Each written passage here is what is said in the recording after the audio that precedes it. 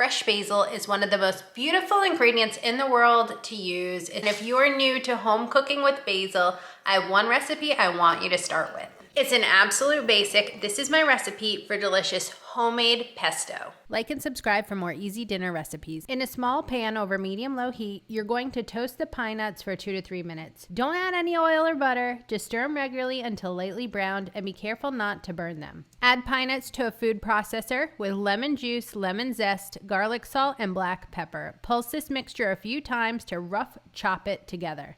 You want to scrape down the sides of the food processor with a spatula. Add the basil leaves.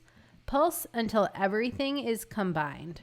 With the food processor running on low, gradually drizzle in the extra virgin olive oil. Once incorporated, turn off the machine and scrape down the sides. Add the grated Parmesan cheese to the food processor and pulse until well combined.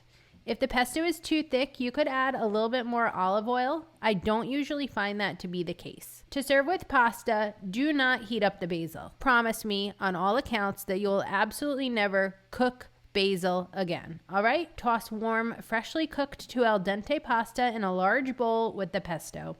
Avoid cooking the pesto in a hot pan. It'll completely alter the flavor and you have fresh, yummy pesto. It's perfect as is. If using chilled pesto from the fridge, consider adding a little melted butter to it to help thin it out if you want.